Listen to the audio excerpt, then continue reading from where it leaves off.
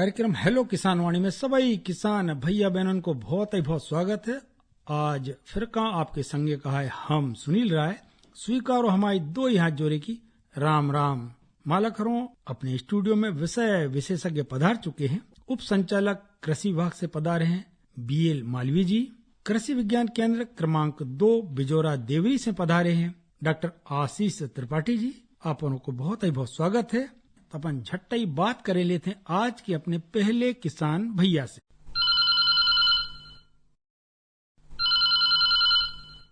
Hello साहब, जयराम जी भैया, हम बोल रहे धाम निकल राम जी बोल रहा धाम आज भाई से बस भाई साहब नर्सरी में। अच्छा, नर्सरी में उड़ रही है। आओ कितने दिन की हो गई? ज्यादा 20 कितना होगी साहब। कितने थरा लगाए हो प्याज के? 3 किलो भैया साहब। 20 दिन की हो गई और पौध सूख रहे। कितने % पौध सूख रही है? जला की झल साहब। तो रामदयाल भैया जी साहब, अपने बीच में कृषि विशेषज्ञ पधार चुके हैं। कृषि विज्ञान केंद्र क्रमांक 2 से डॉक्टर आशीष त्रिपाठी जी आपकी ये समस्या को निदान करें देते हैं। सर, इनकी प्याज की नर्सरी को लगे 20 दिन हो गए हैं और 3 किलो बीजा लगा हुआ है। पौधा लगभग 10% सूख रहे हैं। जहाँ पे आपने नर्सरी लगाई है वहाँ पे गोबर की खाद जो आपने डाली वो सड़ी हुई खाद थी कि नहीं थी? सड़ी डाली है। कोई भी एक फफूंदनाशी दवा जो है उसका घोल बना के, जैसे हम मान लीजिए कॉपर ऑक्सीक्लोराइड लेते हैं तो कॉपर ऑक्सीक्लोराइड 2 ग्राम 1 लीटर पानी में घोल के, इस हिसाब से आप 20 लीटर पानी में 40 ग्राम दवाई घोल के उसकी जमीन में ड्रेंचिंग कर दें और छिड़काव कर दें। और इसके बाद ट्राइकोडर्मा या स्यूडोमोनास, ये 2 जैविक फफूंदनाशी है।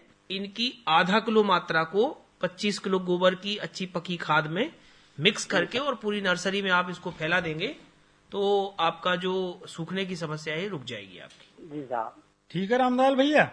जी साहब, सही साहब। जयराम जी भैया। जयराम साहब, जयराम जी।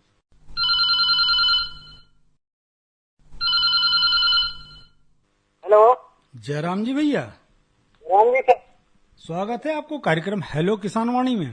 बिल्कुल। अपना शुभ नाम बताते भैया। सत्यपाल लोग। अच्छा, सत्यपाल भैया। हाँ बताओ सत्यपाल भैया, कहा समस्या आने लगी? सर, गेहूँ बेदा की गैर खाद की। गैर खाद की पिसिया बेदाई है? हाँ, सूखे में बेदाई के एराव नहीं करके भाई है? सूखे में बेदा पानी छोड़ दी। पिछले पानी दे दो है। हाँ, अच्छा करो। आप बताओ समस्या कहाँ आ गई? कम निकल रही है जी। कौन सी किस्म है भाई थी? 306। बिल्कुल, आपकी ये समस्या को निदान करें देते डॉक्टर त्रिपाठी साहब। ऐसा लगता है कि थोड़ा बीज आपका गहराई में चला गया, इसलिए ये समस्या आ रही है। खाद नहीं मिलाने से कोई समस्या नहीं है। वैसे भी बीज को और खाद को मिला के उपयोग नहीं करना चाहिए। बीज को अकेले ही बोना चाहिए। तो आपने अच्छा किया ये कि अकेला बीज बोया है। लेकिन एक गलती ये होगी कि आधार खाद के रूप में आपको जो खाद डालनी चाहिए थी वो आपने पौधों को नहीं दी है। आप उसमें हल्का जो स्प्रिंकलर का सिंचाई है 2 घंटे का, ज्यादा से ज्यादा 1 से 2 घंटे की आप स्प्रिंकलर सिंचाई 1-2 बार करें तो जो गेहूं आपका निकल रहा होगा वो पानी की वजह से मिट्टी ढीली हो जाएगी और निकल के आ जाएगा। वो निकल आएगा। हाँ, निकल आएगा। अब बहुत गहराई में हो गया होगा तो वो तो सड़ ही जाएगा पानी के प्रभाव से। खाद मिलो नहीं। हाँ, खाद नहीं मिलाई तो अच्छा किया ये। और कोई खाद ना? जैसे ही आपका गेहूं लगभग 25 दिन का हो जाए और खेत में अगर थोड़ी सी नमी है तो आप उस समय NPK 1744 आता है, घुलनशील उर्वरक 1744 का आप छिड़काव कर देना। और इसके बाद जब आपका गेहूं लगभग 40 दिन का हो जाए तब आप उसमें नैनो DAP का स्प्रे कर देना। और इसके बाद अगर आपको फिर ठीक लगे और खेत में नमी हो, सिंचाई करें तो आप फिर यूरिया, जो अपना सामान्य यूरिया जो दानेदार है, 15 से 20 किलोग्राम प्रति एकड़ के मान से इसका उपयोग कर देना। तो आपको जो खाद नहीं डाल पाए है वो खाद की पूर्ति आपकी इससे हो जाएगी। धन्यवाद आपके लाने आपने हमारे फोन लगाओ। जयराम जी भैया। जयराम जी।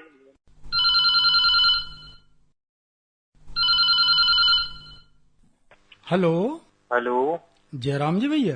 जयराम जी सर, ग्राम मंजिला से सर गोलू हरवार बात कर रहे हैं। गोलू भैया जी सर। मंजिला में क्या स्थिति है? स्थिति सर अभी दसवीं चल रही सर। एराव नहीं कर रहे हो? हाँ सर। अच्छा, बताओ भैया समस्या। सर ये कह रहा हूँ सर, मैं कोई बीज बताया सर गेहूँ का अच्छा सा ताकि उसकी उपज अच्छी हो। पूर्ण सिंचित किस्म या चाहने अपन को जो में अपन 4-5 पानी दे सके। अपन भरपूर वाली जाने ताकि पानी तो पड़े आपसे अपने पास। हाँ बिल्कुल अच्छी बात करी है आपने गोलू भैया। सर एक वैसा हो रहा है सर हम आप। हाँ बताओ। सर करीबन 25 पेड़ लगे सर नींबू के। हाँ तो सर उसमें से गाद सी निकल रही है पेड़ों में से। गाद सी निकल रही है? हाँ सर। नींबुआ के पेड़ों में हो?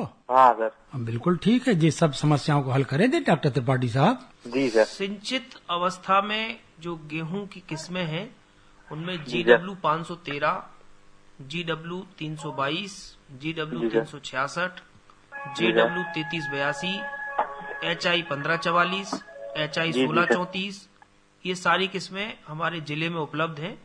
इन किस्मों का बीज आप मध्य प्रदेश राज्य बीज एवं फार्म विकास निगम वहां से या जो कृषि विभाग के विकास खंड स्तर पे कार्यालय वहां पे या जो बीज समितियां हैं वहां से आप इनका बीज खरीद सकते हैं।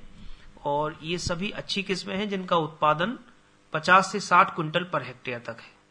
तो आप प्रमाणित बीज का उपयोग करें या आधार बीज का उपयोग करें।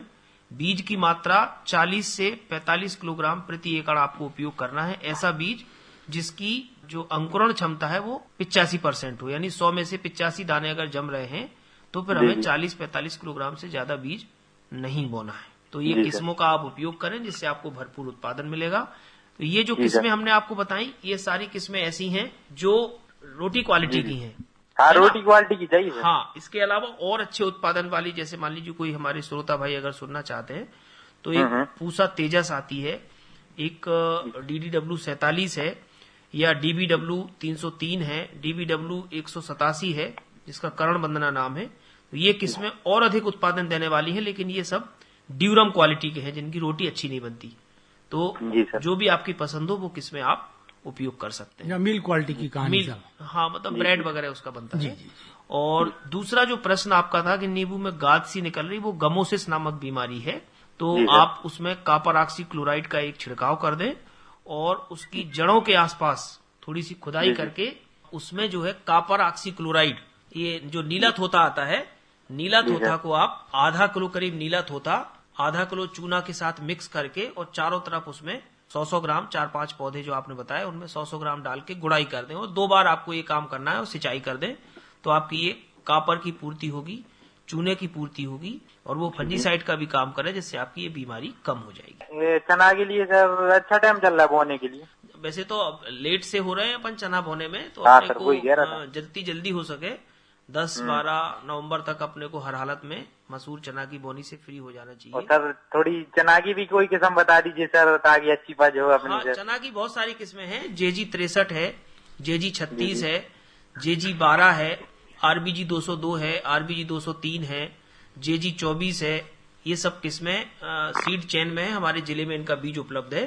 तो आप इनका बीज प्राप्त करके और अच्छे उत्पादन देने वाली सभी किस्में हैं। ये उकटा निरोधी भी हैं और इनके उत्पादन की क्षमता भी 8 से 12 कुंटल तक प्रति एकड़ है। तो आप 8 से 12 कुंटल, हाँ, इनका उपयोग कर सकते हैं आप। ठीक है गोलू भैया। जयराम जी। जयराम जी सर। एक और किसान भैया को प्रश्न लेवे ओके पहले अपन सुने लेते हैं राम साहेब पांडे की गाय भैया दीवारी। पावन आलयन के करो सनमान रे, चंदन लाया बैठ गाया रे, दूध बघारे पारे।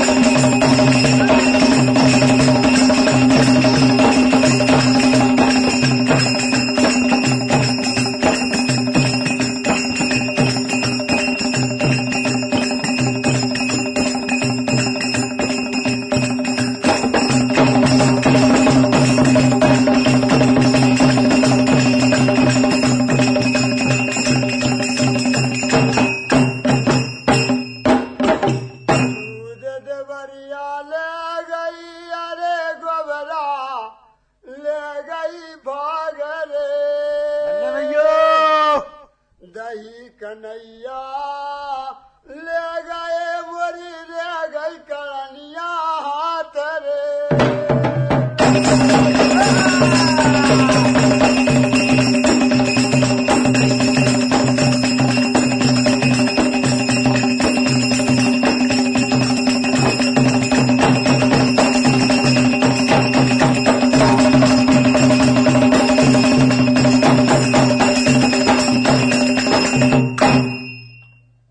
जैसे ही दिन है आज घेराही, ये सही न से दिन हो रे। नतराही गोदन धर जान तई खिलावे गाय रे।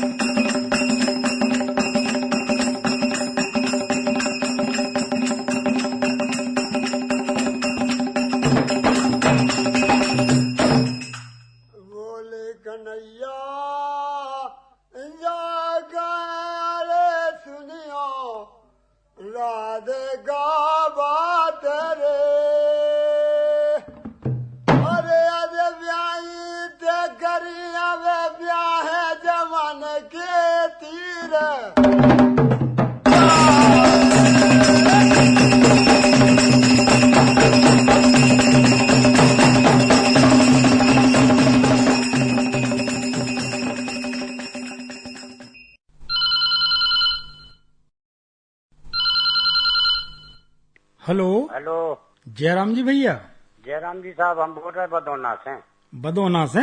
अनंत राम अहिरवार। हमारे कछु समस्या सी है साहब। अरे बिल्कुल बताओ भज्जा। हमारे तो दो जे पशु डरे हैं। हाँ। कुत्ता है हमारी, कुतिया है। इनमें जो कीड़ा से पड़ गए साहब कान में। अब इन्हें मुँह बोल पा रहे। दवाई बताते साहब। पालतू है हमारे। अच्छा, पालतू कुत्ता कुतिया कहानी। हाँ, बिल्कुल ठीक है। आपकी ये समस्या को निदान करें देते हैं पशु चिकित्सक डॉक्टर B.K. शर्मा जी।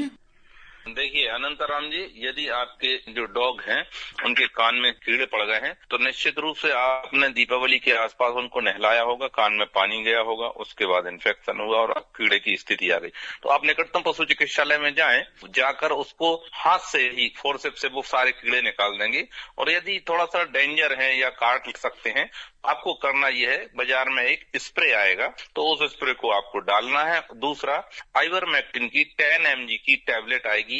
वो एक डॉग के लिए यदि 8 से लेके 20 किलो भी वजन है, कम से कम 8 किलो होना जरूरी है, तो एक टैबलेट 10 mg की आपको प्रतिदिन 5 दिन तक देते रहो। तो जो कीड़े हैं वो बढ़ नहीं पाएंगे और घट जाएंगे। और आपको कान की सफाई करते रहना। एक सफाई के लिए लोशन भी आता है, उससे आप सफाई कर लें। लेकिन मेरा मानना यह है कि एक बार आप निकटतम पशु चिकित्सालय में पहुंचकर सफाई करा लें। उसके बाद जब आप स्प्रे करते रहेंगे और आप गोली देते रहेंगे। और दूसरा, हम आपको एक चीज और बताएंगे, जो घाव है वो जल्दी सूख जाएगा। सेफ्ट्रान की 480 mg की एक गोली आएगी, 7 दिन तक, एक गोली सुबह एक गोली शाम। ध्यान ये रखना है कि ये टैबलेट आपको 10 से लेके 20 किलो के वजन तक के डॉग को ही देना। जो छोटे हैं उनके लिए इस गोली का उपयोग नहीं करना है। बिल्कुल ठीक है डॉक्टर साहब। ठीक है नंदराम भैया। जयराम जी भैया। जयराम जी।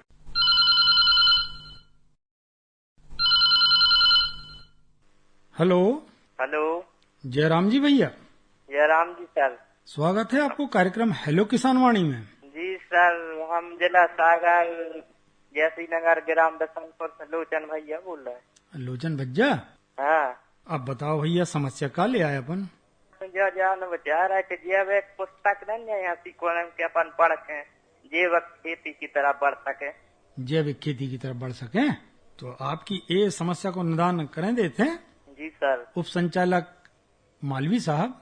किसान भाइयों, जी सर, ये जैविक खेती बहुत जरूरी चीज है। हमारा शरीर स्वस्थ रहेगा तो सब कुछ ठीक है। अभी आप देख रहे हो जहाँ ज्यादा केमिकल का यूज हो रहा है वहाँ पर कैंसर जैसी बीमारियां शुरू हो गई। हमारे को जैविक खेती पे जरूर ध्यान देना चाहिए। आपने बहुत अच्छी बात करी है। ये जैविक खेती या प्राकृतिक खेती कोई नई चीज नहीं है। हमारे पूर्वज भी पहले देसी खाद डालते थे, इस तरह से खेती करते थे और रासायनिक उर्वरक वगैरह का उपयोग नहीं करते थे। वही जैविक खेती थी। हम भी अब कर सकते हैं। जो भी हमारे पास ऐसा मटेरियल है जो सड़ सकता है, फसल के अवशेष हो, पेड़ के पत्ते हो, गाय भैंस का जो भूसा हो जो बच जाता है, जो नहीं खाते हैं पशु, इस सबको इकट्ठा करके हम इसको सड़ा सकते हैं जी। इसको सड़ाएं और हम बायो जो फर्टिलाइजर भी मिलता है आपको, या तो केवीके से ले लें या हमारे कृषि विभाग से भी मिलता है। बायो फर्टिलाइजर जैसे राइजोबियम है ना, एजोट्रोबैक्टर है, ये मिला दें और उन्हें का देसी खाद का उपयोग करें। आपके पास पशु है तो जो गायों की पेशाब है इससे जीवामृत वगैरह बना लें आप। हाँ, तो गाय है तो गाय के पेशाब का भी उपयोग करो, गाय के गोबर का भी उपयोग करो, है ना, और गाय के दूध और घी का तो कर ही रहे होंगे आप। तो इससे क्या होगा, और यदि आपको उसके संबंध में कोई लिटरेचर चाहिए तो हमारे यहाँ से कृषि विभाग से या आपके केवीके से आप संपर्क कर लेना। कृषि विज्ञान केंद्र में भी है और हमारे पास कृषि विभाग में भी है। आप पुस्तक ले लेना। यदि आप अपनी पूरी खेती को जैविक नहीं कर सकते हैं तो पहले थोड़े भाग में कर लो, जितने में अपने घर का लिए सब्जियों से शुरुआत करो आप। टमाटर भी लगा, भटा भी लगा, सब में खाद डालती है ये देसी खाद। हाँ, देसी खाद डालो और उसको जैविक के नाम से आप बेचो तो आप जी ज्यादा भाव में बिकेगी। जो कीपिंग जो टाइम होता है ज्यादा दिन तक रखते हैं, खराब नहीं होती सब्जियां जैविक खेती वाली। जाके जो केमिकल वाली होती जल्दी खराब हो जाती है, टमाटर जल्दी सड़ने लगते हैं, है ना। तो इसलिए आप जैविक खेती शुरुआत करो, बहुत अच्छी शुरुआत है। धन्यवाद जी सर, बहुत बहुत धन्यवाद आपकी कहना।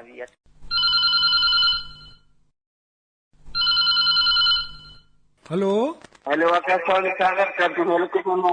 बिल्कुल सही भैया, आकाशवाणी सागर और कार्यक्रम को नाम है हेलो किसान वाणी। जी राय साहब नमस्कार। नमस्कार भैया, अपनो शुभ नाम और बताते। हाँ राय साहब, हम गोलू बोले हैं मिजोरा से। हाँ, गोलू भैया बहुत स्वागत है आपको। अब झट नहीं बताओ कि समस्या का ले आए अपन। हाँ सर, हम जो पूछ रहे हैं बाजार में DAP खाद मिल नहीं रहा सर। हाँ, तो मतलब फिर कौन से तो खाद डाले मतलब सर हमें खेती में। अच्छा, DAP की पूर्ति हो जाए। हाँ बिल्कुल बिल्कुल, बहुत ही उम्दा प्रश्न राखो है आपने गोलू भज्जा। आपकी इस समस्या को निदान करें दे मालवी साहब। किसान भाइयों, हम लोग किसी भी खाद के नाम के ऊपर न जाएं। ये तो DAP डाई अमोनियम फास्फेट खाद का नाम है, जिसमें 18% नाइट्रोजन होता है और 46% फास्फोरस। तो हमें ये जो तत्वों के नाम बताए मैंने, इनकी पूर्ति करना है, किसी से भी कर दो। जैसे नाइट्रोजन की पूर्ति अपन करते हैं तो यूरिया से होती है, फास्फोरस की पूर्ति अपन सिंगल सुपर फास्फेट, आजकल उसका डबल और ट्रिपल सुपर फास्फेट भी आ गया है। ट्रिपल सुपर मतलब 16 सिंगल में होता है, डबल में 32 होता है और ट्रिपल में उसका 3 गुना 16 या 48। तो 48% वाला भी आ गया है जो ट्रिपल सुपर फास्फेट है। तो उसको हम डायरेक्ट, दानेदार भी आता है, उसको हम ला सकते हैं, उसका उपयोग कर लें। खाली कम क्या रहेगा, नाइट्रोजन। तो नाइट्रोजन के लिए हम लोग अलग से नाइट्रोजन यूज करें, और हम तो दाल वालों फसलों के लिए मना ही करते हैं, आप नाइट्रोजन बिल्कुल ना दो, आप केवल फास्फोरस की पूर्ति करो। क्योंकि अधिक नाइट्रोजन देने से दाल वाली फसलें अधिक बढ़ जाती है और उसमें फलियां कम आती है, फल कम लगते। तो किसान भाइयों, DAP के पीछे ना भागे, दूसरे तत्वों से भी आप उसकी पूर्ति कर सकते हैं। दूसरा 20-20-0-13 जो बाजार में उपलब्ध है, उसके द्वारा भी आप अपनी इनकी तत्वों की पूर्ति कर सकते हैं। जो भी आपके पास उपलब्ध हो, सिंगल सुपर फास्फेट उपलब्ध हो, ट्रिपल सुपर फास्फेट उपलब्ध हो या 20-20-0-13 उपलब्ध हो, तो जो उपलब्ध हो इससे उनके तत्वों की पूर्ति आप करें। एक 16-16 भी उपलब्ध है बाजार में, तो इससे भी ये भी आप उपयोग कर सकते हैं। दूसरा आपको एक और अभी रिक्वेस्ट है, मेरे निवेदन है, चने और गेहूं के खेत की तैयारी के लिए थोड़ी सी ध्यान जरूर देना। आप अच्छी किस्म के साथ साथ उसकी तैयारी पे जरूर ध्यान देना। गेहूं की खेती के लिए खेत अच्छा मुलायम होना चाहिए, भुरभुरा होना चाहिए। हम लोग यदि चलते चलते गिर भी जाएं तो हमें चोट ना लगे, ऐसा खेत हो। और चने के लिए ढेले वाला खेत हो। तो ये बहुत ध्यान देने वाली बात है। यदि आपके खेत में ढेले रहें और उसमें चने बो गया तो बहुत अच्छी फसल होगी। तो ये तैयारी अलग अलग है दोनों की, गेहूं की और चने की। तो ये जरूर आप ध्यान रखना। और साहब मसूर और बटरी का? बटरी, इनमें मसूर बटरी में तो ठीक है, इसमें मीडियम ही चल जाएगा। लेकिन चने में विशेष रूप से ढेले वाली होना, ठीक है ना, और गेहूं में बिल्कुल मुलायम होना, रोटावेटर जारोवेटर चलवा के अच्छी बिल्कुल उसके मिट्टी को धूरा बना बतर बिल्कुल अच्छी बतर आए उस टाइम उसको जोते ताकि वो बिल्कुल भुरभुरी हो जाए। और चने में यदि है तो थोड़ी कड़क हो जाए, मामूली से कड़क, जब जोतेंगे तो थोड़ी ढेले हो जाएंगे, तो उसमें चने बहुत अच्छे होते हैं। बिल्कुल ठीक गोलू भैया। जी जी सर, बहुत अच्छी जानकारी दी सर, धन्यवाद आपके लिए। धन्यवाद गोलू भैया आपके लाने। अगले किसान भैया से बातचीत करें ओके पहले अपन सुने लेते हैं पूनम देवी को गाओ भाव जो कार्तिक गीत।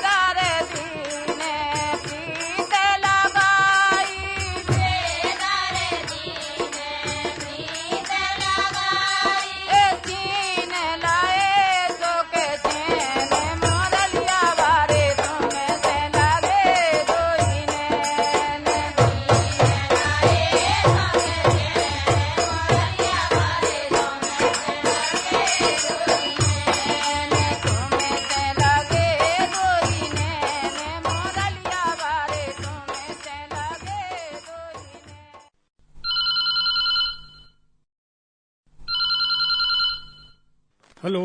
हेलो। जयराम जी भैया। जयराम जी। स्वागत है आपको कार्यक्रम हेलो किसान वाणी में। क्या नाम? सलमान है बोला है। हाँ सलमान भैया, बहुत ही बहुत स्वागत है। अब झट्टे बताओ का प्रश्न लिया है अपन? समस्या दिया पालक की भाजी बोने थी क्या? पालक की भाजी बोने हैं। आपकी ये समस्या को निदान करें देते हैं त्रिपाठी साहब। देखिए, जो भी पत्ते वाली सब्जियां हैं उनको अभी सीजन चल रहा है, आप कभी भी बो सकते हैं। मिट्टी अच्छी जुताई करके अच्छी भुरभुरी मिट्टी कर लें और बहुत गहरा आपको नहीं बोना है, चाहे मेथी हो, चाहे पालक हो, चाहे धनिया हो। इनकी गेहूं जैसी अपने को उथली बोनी करनी है और इनमें हम पूरी कोशिश करें कि हम रसायनों का कम उपयोग करें और खासतौर से कोई भी इंसेक्टिसाइड का उपयोग न करें, क्योंकि ये जो पत्ते वाली सब्जियां हैं इनको कई बार हम कच्चा भी खा जाते हैं और पका के भी खाते हैं, तो केमिकल हमारे बॉडी में, हमारे शरीर में एकदम चले जाते हैं साथ में।